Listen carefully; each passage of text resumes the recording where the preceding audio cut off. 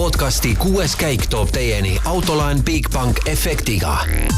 Bigbank, laenudele spetsialiseerunud pank.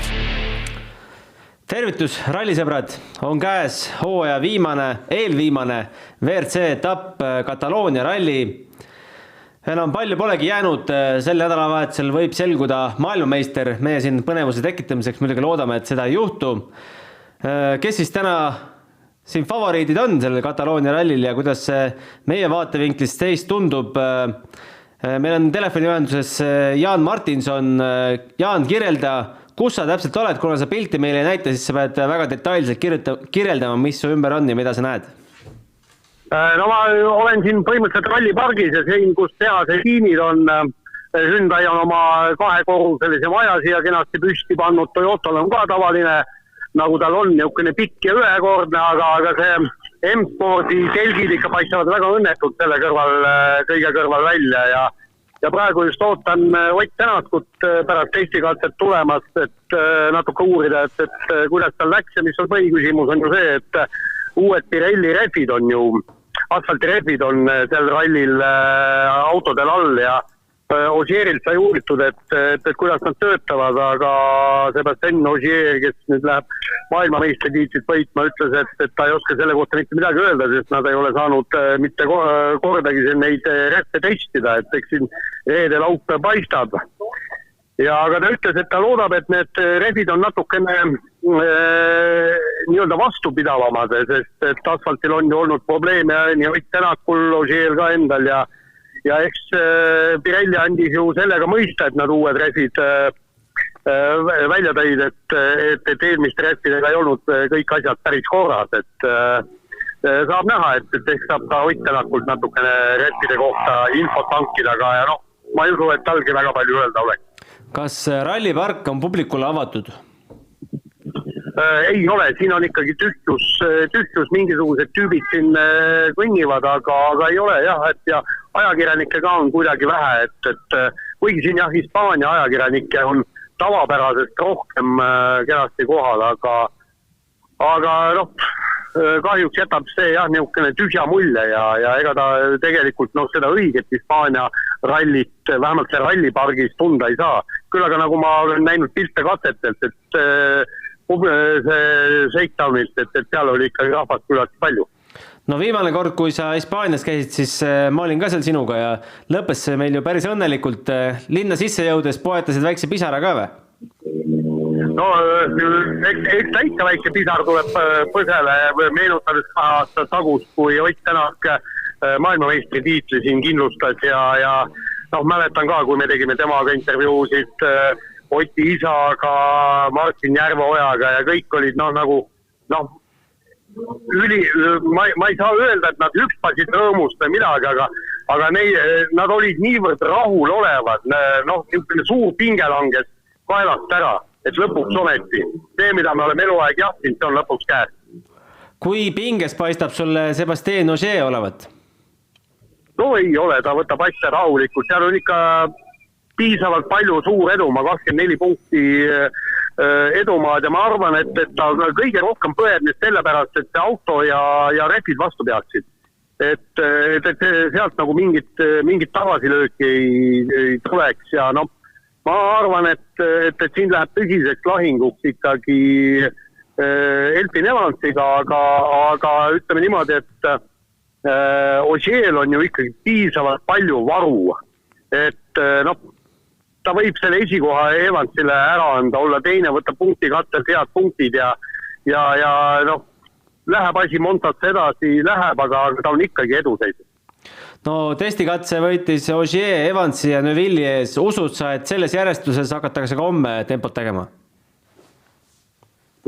Seda ei oska öelda, saab näha, ma ei kannaks kindlasti, ma ei kannaks maha ka Ott Tänakut ja Tanis Ordot, et ma just ütlen, et siin kes nüüd võivad mängu sekkuda, ongi just Hyundai sõitjad, aga ikkagi saab näha, kuidas Ogier julgeb seda gaasipedaali, ta on ju siin nii-öelda turvaliselt sõitnud kõik need viimased rallid, et saab näha, kuidas ta julgeb seda gaasipedaali suruda. Ta ütles ka, et siin on väga palju kohti, kus riskidest sa võidad palju aega, aga risk on risk, et sellega sa võidad aega küll, aga sa võid kaotada kõike. Et samas ma loodan südamest, et Elfin Evans surub gaasi põhja, no temal ei ole ju mitte midagi kaotada. Tema on kindlalt teine, vähemalt hullemaks see asi ei saa minna, ja võimalus võita maailmameistri-tiitel, miks mitte. Järgmine aasta on ju kõik asjad niivõrd segased, et uued autod tulevad, keegi ei tea, kes on kui kiire ja kuidas sealt edasi argneb, aga kui sul on praegu on võimalus see tiitel ära võtta, no vähemalt üritada tuleks. No just, eile oli siis Ott Tänakuga pressikonverents Zoomi vahendusel, me hakkame väikest salvestust sellest kohe vaatama ka, aga kõige põnevam osa vast ei olnudki see, mis Hispaania rallit puudutas, vaid see, mis toimub järgmise aasta autode arenduses ja ega Ott oli ka üsna pessimistlik, et ega need väga kiireid ei ole ja ei tea, kaugel keegi üldse on ja küsiti, et mis see protsent on, kas te olete siis 100% või mis seal paljudel arenduses seal puudu on, siis ei osanud seda ka öelda, et üsna nagu, ma ei tea, suured küsimärgid rippusid pea kohal. Küsimärgid on suured ja see on nüüd üks asi, mis ma tahan siin Hispaania rallil natukene selgust saada just selle uue auto osas. Muide, selguse huvitav on see, et nagu Ott Tänak seal intervjuus ka ütleb, ta ei ole selle Hyundai järgmise aasta auto täitversiooni isegi testida saanud ja seal oligi niimoodi, et nad tegelikult ehitasid kogu selle uue auto ja selle hübriid ajami panid sinna peale praeguse auto kerele. Ehk siis tegelikult ei ole, järgmise aasta autokeret ei ole veel kordagi nii-öelda Hyundai välja toonud, aga ta lubas seda teha oktoobri lõpus. Et kõik selle uue aerodünaamikaga ja siis ta peaks olema, siis ta enam ei ole prototüüp, vaid see ongi see auto, millega järgmine aasta sõitma hakatakse. Et siis võib-olla on asjad muutunud, aga siin ma olen sealt ka kuulnud, et segadust on palju ja segadust on ju ka sellega, et see hübriidajam annab lisavõimsust kuskil pealt 100 hobujõu teatud aja vältel, aga autodel ei ole ju seda nii-öelda power nuppu, et vajutad sisse, saad oma selle lisavõimsuse kätte. Et seal on väga segane asi, et ühesõnaga see tuleb kuidagi elektrooniliselt kaardil ära märkida, millistel lõikudel sa tahad seda kasutada ja no ühesõnaga proovin sellest selgust saada ja siis ka meie lugejateni tuua, aga kuidas asi töötab, siin isegi sõitjad väga täpselt ei tea. No eks sa siis proovi selgust saada täna, homme, ülehomme, tee oma kiire ennustus ka esikolmiku osas. No ikkagi, ma lähen sinna välja, et ma pakun Elfin Evans võida, Poitier on teine ja Ott Tänak kolmas. Tavai, edu sulle tänaseks ja kohtumiseni homme. Kohtumise. Ja siia otsa ongi paslik ära vaadata siis lühike videoga Ott Tänakuga, mis eilsest pressikonverentsist põnevat välja koorus. Palju asju, ma arvan, aga eks enamasti see, et on pigem sile tee, vähe lõikamisi ja puhas asfaldi sõitmine, madal auto ja kõik see, et ma arvan, et kindlasti kõige rohkem asfaldiralli, kui üks asfaldiralli olla saab. Et võiksid olla suht-koht stabiilsed olud. Kruusi asfalt segamine ühel rallil oli kindlasti omamoodi ja teistmoodi ja ega selle vastu midagi väga ei olnud, et vahest kalendris võib midagi teistmoodi ka olla. Aga üldiselt Kataloonia on see ralli, kus need teed on väga omapärased ja ütleme nii, et kui Soome on legendaarne oma teede poolest, siis Kataloonia on samamoodi legendaarne oma teede poolest ja tee poolest ikkagi võiks siin kõik 3 päeva maksimaalselt asfaldi peale ära kasutada. No, võidu me üritame ikka sõita ja kui vähegi toimib, siis loodan, et olla konkurentsis, et eks me ikka pingutame, aga eks näis, kui reaalne see lõpuks on.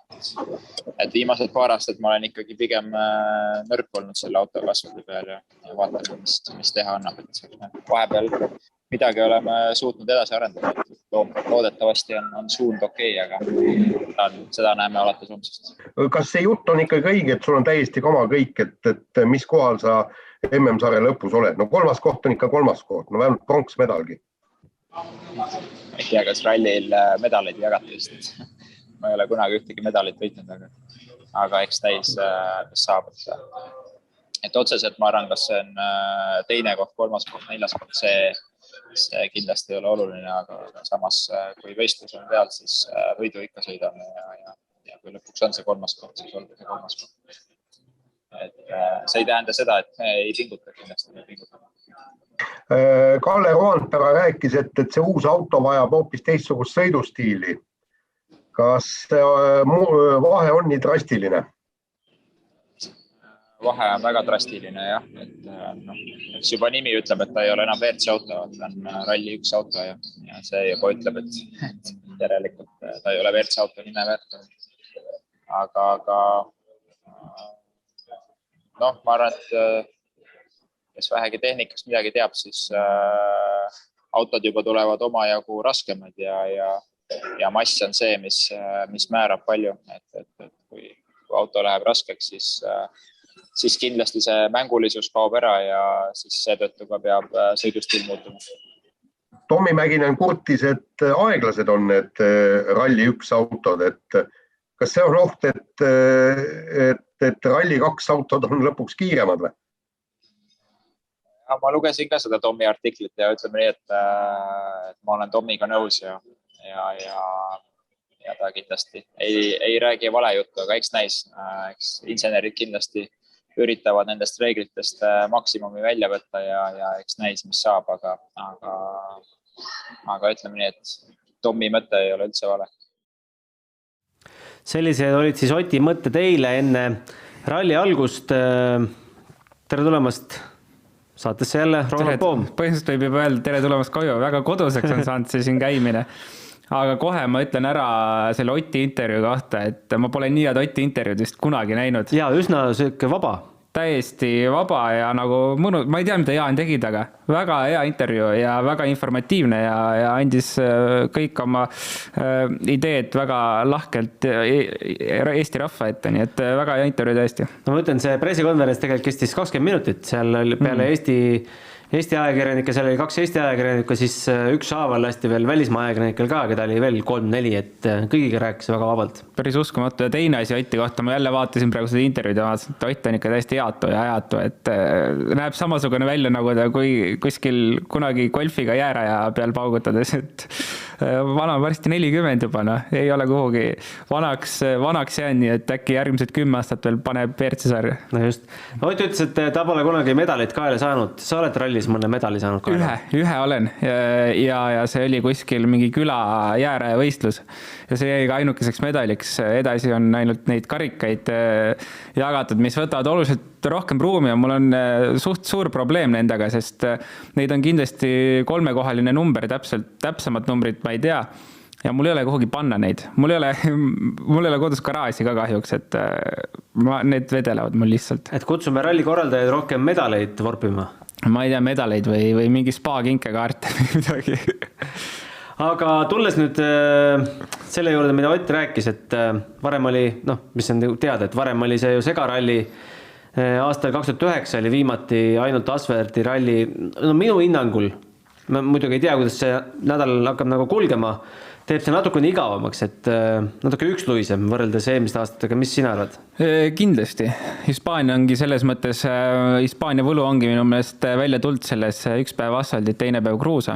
Et olgem ausad, tegelikult sõitja poole pealt on Hispaania väga lahe, mõnus sõita, tead, et tee on alati puhas, ei ole kuskil neid lõika, mis kivi kruusa teeb, aga rallifännil vaadata on ikkagi tegelikult üpris igav ralli. Et see kruusa osa tõi kindlasti mängulisust juurde ja kui üks päev panid seal asfaldispetsid, tegid oma töö ära, siis teine päev võis olla nagu pilt täiesti teine, et see tegi sellise huvitavaks selle asja, aga vaatame, ma ei kujuta ette, et kuidas see ralli siin tulema saab, et kas siin joonistuvad välja mingid päris tugevad sõitjad kohe, et kes on asfaldispetsid või suudavad tegelikult ka kõik seal konkurentsis püsida, et iseenesest ka võib-olla põnev jälgida, et sellist täiesti puhast asfaltrallit ju tegelikult väga ei ole. No räägime sellega kohe ära, et ega siin esimesel ja 10. startijal väga suurt vahet ei ole, et lõikamiskohti ei tohiks Hispaanias olla, lõikad oled omadega ühel pool mägi, teisel pool oled teepiirdes, et peaks olema üsna võrdne.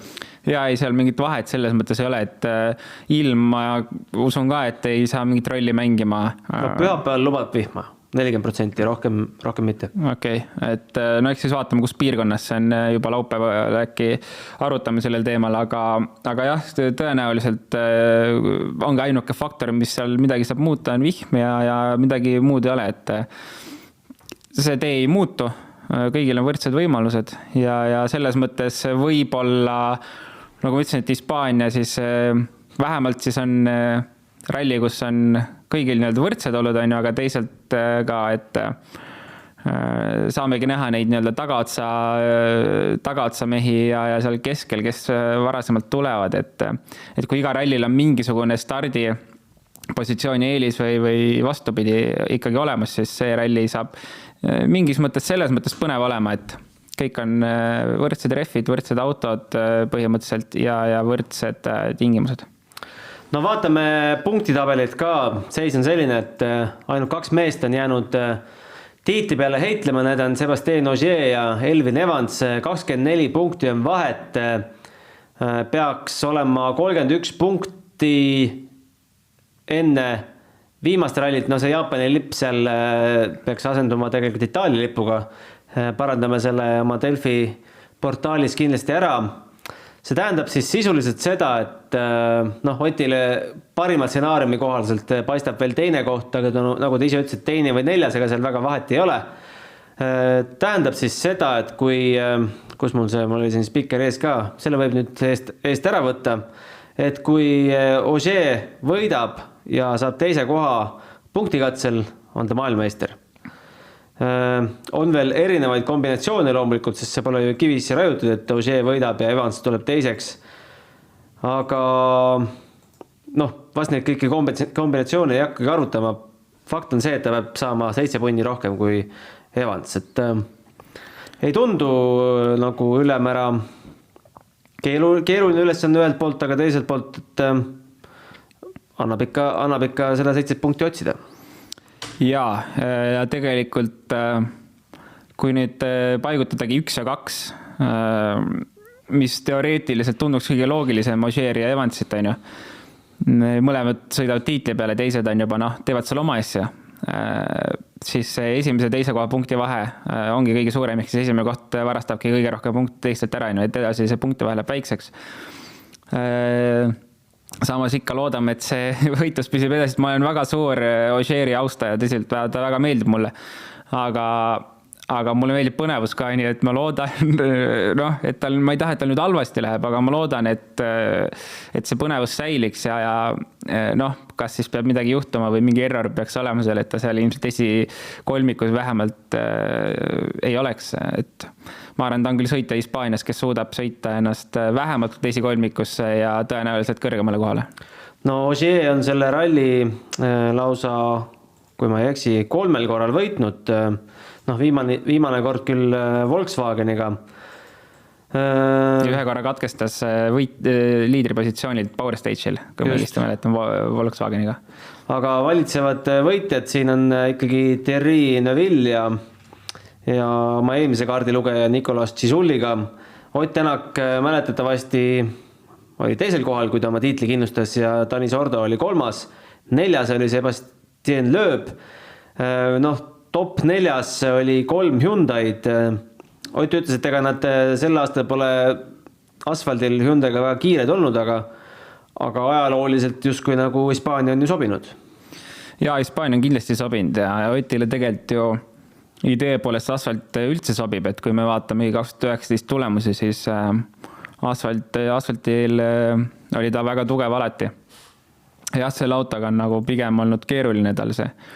Aga tema eeliseks jälle ongi see, et tal ei ole mitte midagi kaotada. Et ta saab nagu väga, selles mõttes väga julgelt seal sõita, ei pea midagi kartma ja saab kõik erinevaid asju proovida. Aga kas Otti poodiumile pakkuda, see jälle hea küsimus, et et meil on Tanis Ordo ka tagasi jälle, et seal see saab olema nagu päris huvitav selles mõttes jälgimine, ilmselt see 3. poodiumi koha peal, et kui Evans mingit lollust ei tee või ma ei tea, mis tal juhtuma peaks, et siis ta kindlasti on seal, ma arvan, Ogieriga seda esimest teist kohta jagavad, et aga kes seda 3. hakkab võtma, siis saab huvitav olema. No alati on põnev jälgida kihlveoportaalide koefitsiente, enne kui ma need siin ette loen, küsin sinult, sa oleksid kihlveokontori omanik, ütleme Boombet, siis millise esikolmiku paneksid ja mis see nende, palju sa julged raha välja panna sellest? Kuna on eelviimane ralli ja 2 venda paned tiiti peale, siis läheb päris riskantseks see raha panustamine, aga ma ei saa midagi teha, ma panustaks tõenäoliselt Ogieri võidu peale, kuigi ma just ütlesin, et ma ei taha, et ta võidaks, aga või siis Evansi, ongi 2 valikut, aga jube riskantne värk on, sest mõlemad tegelikult lähevad nagu sõitma ja mõlemad lähevad võtma seda, mis maksimum, mis võtta on. Ja see võib rallis väga kiiresti kätte maksta. Nii et minu see ennustus võib nagu väga kiiresti tuksi minna ja tuleb jälle nuudleid minna poest ostma. Et ma ei julgeks teha siin mingit väga suurt panust selle peale austada. Ma arvan, et on olulisemalt paremaid ralli, kus panuseid teha. See ei ole, ma arvan, see ralli, kus mingit suuri panuseid tegema hakata. No mul üks kihlveoportaal Eesti oma on ees.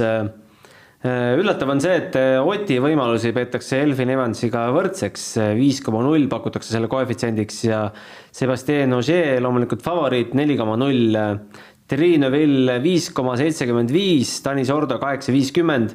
No võrreldes Soome ralliga on panused läinud oluliselt ettevaatlikumaks või ma ei oskagi hinnata, sest Elfyn Evansil oli eelmine kord 17,0, tuli paugutas ära, need, kes 17,0 peale julgust raha panna, need on suple praegu või sees. Need on juba Hispaanias koha peal. Jah, need on juba Hispaanias, võib nii-öelda küll, jah. Ma mäletan, Soomes oli ka võidu koefitsient oli natukene madalam, et Tänakut ja Rompera peeti päris suureks favoriidiks, aga Rompera hetkel ei mahu siin top 5-gi väga arusaadavatel põhjustel. Vaatame, mis Shakedownil toimus ja selle põhjal vast hakkame siin ka ise ennustusi tegema.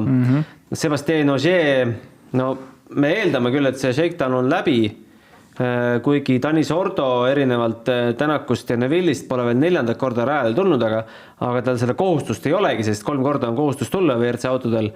No Ogier võitis siin selle 4-kilomeetrise katse ära, mis huvitaval kombel on ka 4,3 esimest kilomeetrit puhtikatsest. Just.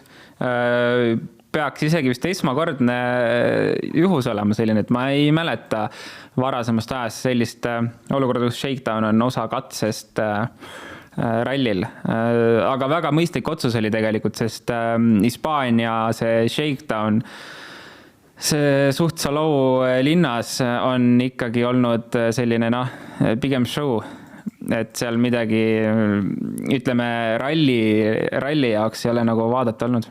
No räägites veel, mis sel aastal uut on, et üks täiesti uus katse, reedel sõidetav 21,8 kilomeetrit La Granadella katse, et peaks olema päris kiire ja mingil hetkel minema siis kitsamaks ja kurvilisemaks ja natukene selline kulunum asfalt üllatab ka seal sõitjaid, kindlasti rehvidele tore uudis. Ja reedesed 2 ülejäänud katset on sõidetud viimati 2014 või isegi varem. Et ülejäänud peaksid olema nagu tuttavamad rajad. Ja eks tegelikult üldpilt on seal rallil see, et kes seal sõitnud on, see suurest pildis neid katseid teab. Nagu sa just mainisid, mingid lõigud, mingid katsed, mis on uued, suurest pildis kõik sama. Ja nii on, et selles mõttes, jah, ma ise käisin 2018 kirjutamas, aga ma ei tea liiga palju nendest asfaldikatsetest, et ma kirjutasin 2-3 katset vist asfaldi oma ja ülejäänud ma tegin kruusakatset kõik ära. Et selles mõttes ütleme kokkuvõtvalt lihtsalt, see on nagu lihtne sõita, ütleme niimoodi, et kui sa mõtled, kuidas kardiga sõita, eks see on tegelikult nagu suht sama ringrada sõita lihtsalt legendi järgi, et kui sa saad legendi paika, siis on seal nagu väga lust sõita ja panedki nagu ringrada, et seal jah, suurt muud valemit ei ole, et Öeldakse, et asfaltteed on võrreldes teiste asfaldirallidega oluliselt laiemad, on siis või? Ja kindlasti, et mis iganes ralli me võtame võrdluseks Korsika või Itaaliast midagi sealt mandrilt, et kitsad on nad kindlasti, et Hispaania on ikka selline alati 2 reaga tee, kus sa sõidad, et seal ütleme ruumi on seal voolida ilusti ja selline, eks selle ralli ütleme selline põhisõna ongi selline sujuvus ja voolimine kogu aeg, et sa seal ei ole mõtet ühtegi sellist äkilist liigutust teha, äkilist piduritust, et see kõik peab olema hästi sujuv ja voolav ja siis nagu sealt tulevad head ajad juba, et kui sa hakkad seal rabelema ja libistama, et siis on suht tuksis juba, et need kurvid on ikkagi väga kiiresti läbi sõidetavad aga just ongi see, et kui see pidurus peab pehme olema ja kinni ei tohi pidurda, et siis see hoog on kohe surnud. Aga annab see siis ka võimaluse igal sõitjal oma sõidujoon valida? Kindlasti. Täpselt nii nagu keegi soovib, aga suures pildis olgem ausad, et nagu ringrajal me teame, on ideaaltrajektoor ikkagi üks, kus sõidetakse, siis ka sellel rallil on see ideaaltrajektoor ütleme võrreldatav nagu ringrajaga, et kruusa peal on natuke teine lugu, et nii et põhimõtteliselt eks igaüks saab loomulikult valida sõidujoont, kus ta sõita tahab, aga lõpuks on see ideaaltrajektoor ikka, kus sõidetakse. No alustasime 10 minutit tagasi Shakedowni aegade ettelugemisega, siis jätkame, et Elvin Evans kaotas siin 1,4 sekundit Ožeele ma vaatan valet aega. 0,2. 0,2 ja Elvin Evans 0,4. Jah, just. Et vahed on ikkagi üsna väiksed, aga selle 4 kilomeetri peale peavadki olema. Aga see veel tooks välja, et 9 vend on 1,5 sekundises jälle ikka väga tihe andmine saab olema ja eriti positiivne on näha Gus Greensmithi selle pundi sees, et äkki me näeme mida me terve hooaeg oleme oodanud või mida ta on rääkinud, et katsevõit tuleb ikka ära see hooaeg ja iga ralli seda ootame, pole tulnud, äkki nüüd seekord võiks tulla kuidagi. No jäämegi siis siia kassi juurde korraks pidama, et M-Sporti üldse paistab olevat üsnagi konkurentsivõimeline, vähemalt selle lühikese lõigu poolest, et kas siis M-Sport asfaldil ongi võrdsem kui kruusal või? Jah, miks mitte, et see teooria võib paika pidada, et kruusa peal neid nii-öelda erinevaid detaile nii palju, mis teeb selle asja keerulisemaks, pluss testida on kruusa peal oluliselt kuidas ma ütlen, rohkem vajalik, hädavajalik, et saada auto paika. Asfaldi peal on see lugu veits lihtsam, et asfaldi põhi alla ja väga sellised minimaalsed muutused, mis sa seal auto juures teed. Aga loomulikult ka Adrien Formeau on prantslane ja asfaltteede peal sündinud ja Gus Greensmith ka tegelikult karditaustaga ja ringraja taustaga. Et nad mõlemad tunnevad, ma arvan, seal Hispaanias ennast suht koduselt. Et kui on muud asfaldirallid, millest me rääkisime, et on sellised mustad, kruusased, libedad, et seal kindlasti selline ringraja taustaga sõita ei tunne mugavalt ennast, aga seal tunneb. Ja tegelikult ma arvan, et M-spordi auto või mootor oma loomu poolest on päris võimas ja seal on seda jõudu vaja. M-sportide ette mahub veel muidugi 4. kohal olev Tanis Ordo, 5. Ott Tänak, 6. Kalle Rovampera. No alustades võib-olla Rovamperast rääkimist, siis 2 nädalat tagasi Soome rallil ta pidi viimase päeva sisuliselt pooleli, et me vist ikkagi veeres lõpuks kuidagi lõpuni. Ma nägin mingi pealkirja, et sai ikkagi tulemuse kirja, aga kaela ja seljavalud, kas need siis 2 nädalaga on, mis rohtudega selle ära saab? Ma ei tea, mingi imearstid seal Soomes, et siis... Tegelikult üsna nagu triki värk, et kui sa lähed rallile, kas sul mingi meditsiiniline kontroll tehakse?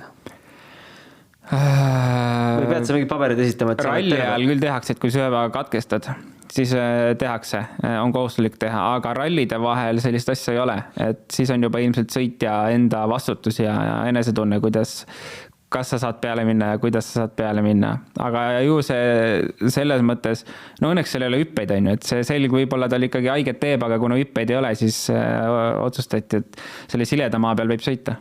aga peaks ikkagi üks samasugune laks tulema, siis on tuksis võib-olla jah, et ma ei tea, head füsioterapeudid, head arstid, võib-olla tehti paar süsti ja saadi poissi jalule. No igatahes hoiame pöialt, et Kalle ikkagi teel püsiks ja üle ei pingutaks. Oti 5. aeg, vahepeal siin kukkus isegi 7. Loodame, et see shakedown väga representatiivne see aeg ei ole. Ja, aga samas 0, palju? Ei, rohkem natuke, sekundi. 1,2 sekundit taga, et noh. Ei, 0,8 siis või? Mul on ka mingi segadus siin nende aegadega. 0,8, et no olgem ausad, tegelikult seda ei ole nagu palju ka 4,3 kilomeetri peal, et sai äkki käe soojaks ja timmivad natuke autot, et ma ei tea, iseenesest ta võiks olla nagu pakkuda seda põnevust sinna top 3 vähemalt pusimise nimel küll, et oleks lahe näha Sordot, Otti ja ma ei tea, miks mitte Formood võitlemas seal 3., 4. koha peale või kuhugi sinna auku. Huvitav on see, et rääkides nüüd Tanis Ordost, et kõige rohkem katseid võitnud just Hispaania rallil, aga Hispaania ralli võitu ei ole. Jah. Ma isegi ei tea, tõenäoliselt tal on mingid errorid, seal on mingid avariisid või tehnilisi jamasid, sest ma ei tea, kuidagi kahtlane tundub jah, et Tanis Ordo pole Hispaania rallit võitnud. Kui tal ei ole üldse neid võite väga palju, tal mõni üksik on, et viimane võit 2020 Itaalia ja 2019 ka Itaalia ja siis tühja maad ja paistab alles 2013 Saksamaa. Ja see Saksamaa ka tuli väga nibin-nabin tal Thierry Neville'iga suures võitluses, et iseenesest see Sordo kiirus minu meelest on üldse nagu selline suurem kiirus on tulnud viimaste, ma ei tea, 3 hooaja jooksul, kus me vaadanud, et kui Sordo sõidab, siis teda võib kuhugi panna siin etteotsa ka. Et enne on ta kuidagi sellest täiesti tipust kuidagi natukene gramm maas olnud, aga noh, jah, vaatame, loodame, et paneb hooga, et eriti lahe oleks, kui ta suudaks seal ka mingit võitlust võidu peale teha.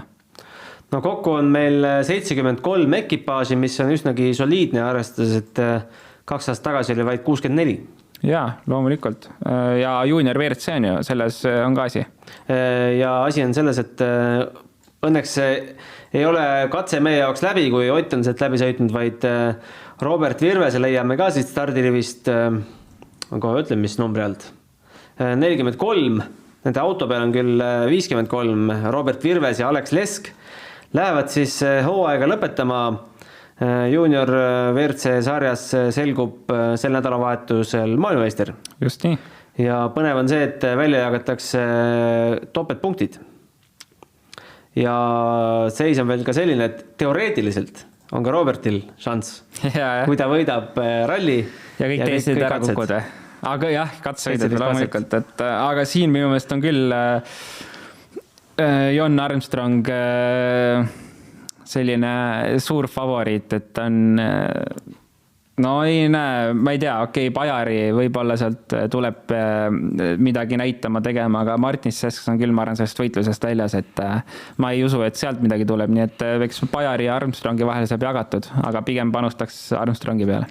No Bajaril hetkel 3-punktiline edumaa, Sesk jääb juba rohkem maha, et Bajaril 91, Armstrong 88, Sesk 77, aga noh, arvates, et topeltpunktid keeravad asja päris pea peale ilmselt. Sa paneksid panused Armstrongile? Ma paneks küll, jah. Esiteks, sest ta on tegelikult juniorid sõitnud aastaid tagasi ja tol ajal jagati siis niimoodi, see oli topeltrallidega, kui ta käis, et kes 2 rallit oli liider peale teist rallit, on ju, siis peale 4. rallit ja nii edasi. Et tema oli ühe selle grupi võite, siis eks ta sai ka auhinna sealt M-Spordilt R5-ga sõita, et tegelikult ta on nagu seal sõitnud varem palju. Vahepeal oli väike paus tal, aga tuli tagasi ja väga tugev on minu mõnest, et Bajari on jälle nii noor, et tal nagu ei ole kuhu kiiret, Armstrongil on kiiret, et tal tuleb panus peale juba ja ma arvan, et ta pigem, kui mingit lollust ei tee, siis ta võtab selle ära. Kui kõva valuuta on ralli maailmas junior WRC meistritiitel? Mis sellega teha saab? Valuuta on seal see, et sa saad oma R5 auto, et kui kõva see meistritiitel ise on, ma ei oska öelda sellel põhjusel, et minu jaoks on see juuniori sari natuke küsitav oma tehnika poolest, samamoodi katsevõidud, punktid minule see süsteem ei meeldinud. Ja nii ongi, et seda auto lõhkumist on sul kohutavalt palju, ikka räigelt lõhutakse neid autosid ja sellepärast mulle tundubki, et kui sa suudad lihtsalt lõpuni sõita, vahet ei ole, kas sa suudad poodiumeid võtta, siis aasta lõpuks katse võita ka natuke, siis sa võtad selle tiitli ära, et tiitli kohta ma ei ütle midagi, aga auhind on küll väga magus, et kui sa suudad selle auhinna ära võtta, et siis järgmine hooaeg panna WRC 2 on sul poole väiksem eelarve juba. No oleks ju tegelikult ilus näha, et junior WRC mees, maailmameister, järgmine aasta sõidab WRC 3, siis WRC 2, nii nagu vormel 1 need astmed nagu välja näevad. Ja see aasta tegelikult nägime, eelmine aasta Tom Christensen võitis, see aasta sõidab WRC 2 M-spordis Fordiga, et tegelikult täpselt niimoodi ta nagu liikunud on edasi.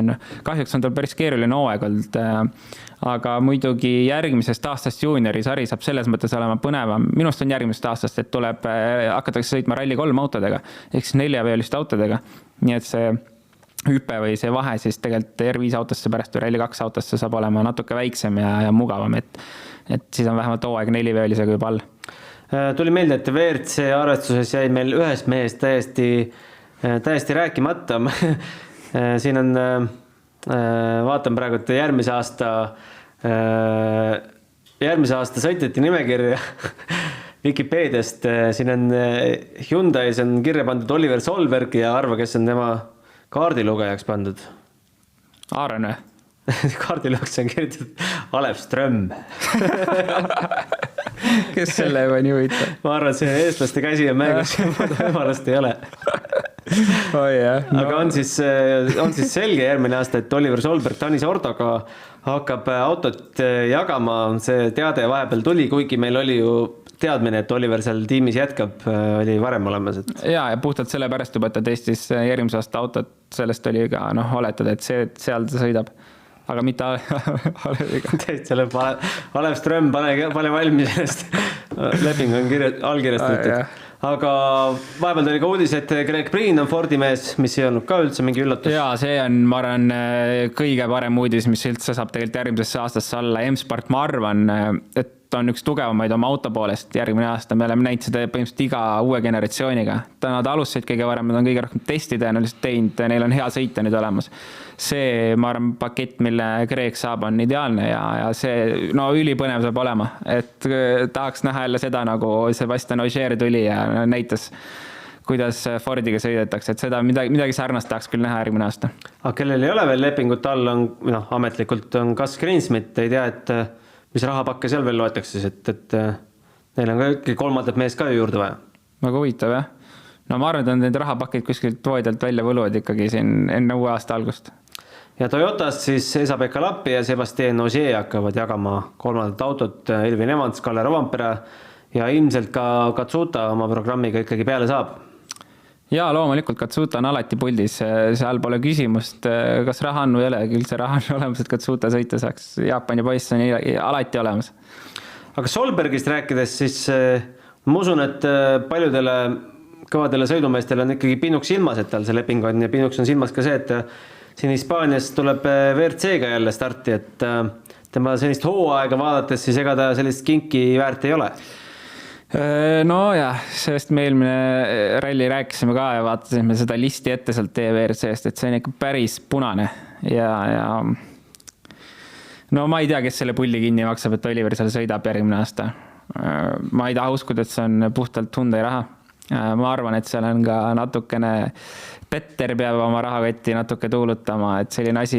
No suur Monsteri logo on ju peal. No jah, omad sponsorid ka veel kindlasti, et jah, iseenesest turunduse mõttes väga hea, pole mingit küsimust. Las sõidab, ma ei tea, crashib, aga turundus on väga kõva, et Solberg on roolis. Aga kas ta seda ka väärt on täna, ma arvan, et ta väärt on küll jah, R5 autoga sõitma või Rally 2 autoga, aga WRC autosse ma arvan, veits on vara istuda. Aga no vaatame, see saab olema selline päris huvitav värk sellisel juhul, kui sealt ei tule mitte midagi ja see punaste rida seal jätkub järgmine aasta, et kuskilt Soome meedia vist rääkis, et äkki ikkagi sellisel juhul võiksid mingid Soome poisid seal võimalus saada. No kuhu ta võiks üldse siin Hispaania rallil platseeruda oma WRC autoga, mis on tal sel aastal 3. WRC start ja üldse karjääris 3. WRC start, et testikatsel sai ta isegi Nils Solansilt pähe, kes siis asendab auto alla jäänud või autot löögi saanud Pierre Loubet. Õnn oli, et õnneks ainult puusaluu läks, et oleks võinud ka palju hullemini minna. Aga mis sa arvad, mis see tema mõõdupuu siin üldse on? Kas M-sportidega heidelda või pigem ongi? Ma ei usu, et ta suudab M-sportiga võidelda. Solansiga ma arvan, et tal ei ole seal kellegi teisega võidelda. Ma arvan, kas Green Smith on ka kõvasti kiirem seal, et ja mingil põhjusel ütleme, sisetunne ütleb, et see Solans on ka kiirem tast. Et kui me võtame lihtsalt, mis ta sõitnud on? Ta sõitis Rootsi ja Arktika. Ja Rootsi, ta sõitis ikka Rootsi või? Pead ei anna, kohe ütlen. Arktika sõitis, jah. Rootsi ja siis Mehhikas sõitis mingi ühe katse. Et Arktika rallil oli nagu kindel see, et ta seal paneb hästi, sest ta on lihtsalt tume peal üles kasvanud. Ja see sõidustiil, mida me nägime, seal oli nagu ikka väga raju ja kui neid valle poleks olnud, siis see auto oleks 3-4 korda kuskil metsa vahel olnud. Et ta teab, kuidas seal vallide vahel sõita ja neid kasutada, et väga tubli iseenesest, aga ma arvan, et siin asfaldi peal täna nagu saab tal päris keeruline olema. Kuigi ta on ühe ralli sõitnud tegelikult asfaldi peal alla juba WRC autoga mingist Itaalia kohalikku rallit või kus iganes see toimus. Arktika ja Keenia. Keenia, mitte Mehhiko just. Et ega me ei olegi näinud, et tegelikult sõitmas üks asfaldiralli oli trenniks talle ja nüüd Hispaania. Et ma arvan, et keeruline saab olema, aga ma loodan, et ma teen talle liiga natuke, et ma tahaks, et ta oleks kiirem. No, kui ma oleks Oliver Solberg, siis ma vaataks esimese 2 katse pealt, et kuidas hoog on ja kui ei ole põhjus punitada, siis ei punitaks. Ja, aga nii lõpuks ma arvan saabki olema, et kui ta näeb, et ta püsib tempos, siis püsib ja kui ei püsi, siis tuleb lihtsalt läbi kruisida ja kilomeetreid järgmise aastaks koguda. Nii on, vaatame aetabelit ka, mis kell me homme ärkama peame. Ei olegi väga vaja kella panna, et 9.43 alles esimene katse, 2 esimest katset kohe ilusad tummised 20 kilomeetrised. Päev lõpeb siis kell 7, hakkab viimane katse. Meie homme oleme otse eetris lausa kella aega veel täpsustame. Õhtu poole, muidu jääb see podcast meil väga hilja peale. Ja siis kas polegi midagi, laupäeval ka 9.40 ja pühapäeval kell 8. Ennegi veel, kui lõpetame, mainime ikka veel ära Georg Linnamäe ka. Georg Linnamäe on ka stardis. Georg Linnamäe on ka stardis. Ja Shakedownilt õigus, jah. RC2 arvestas 12. aeg ja mul siin RC2 on eraldi ka 7. aeg RC2 2.45 ehk kaotas selline enam-vähem 3 sekki Ösbergile. Et iseenesest väga tubli ja ta on 3 nädalahetust nüüd järjest vist pand enam-vähem, et Soomest hüppas otse Saaremaale ja Saaremaal väike crash ja otse Hispaaniasse. No Robert ka Saaremaalt ju. Robert ka Saaremaalt otse, nii et ma arvan, et sealt on ka tal kindlasti kilomeetrid vaja, et asfaltit ta palju sõitnud ei ole ja midagi suurt ilmselt ootama ärme hakka, pigem, et kindlasti lõpuni tuleks. Martin Seskilt hetkel kõige viimane aeg, 40. Robert, eelviimane. Aga meelde tuli, et homme kell 9 on meil live, et olge siis valmis ja kõik arvutiekraanide ees. Egas midagi, täna vaatamas kuulamast, homme hommikul hakkame blogima ja vaatame, mis see ralli meile pakub veel. Homseni. Podcasti 6. käik tõi teieni Autoline Bigbank efektiga. Bigbank, laenudele spetsialiseerunud pank.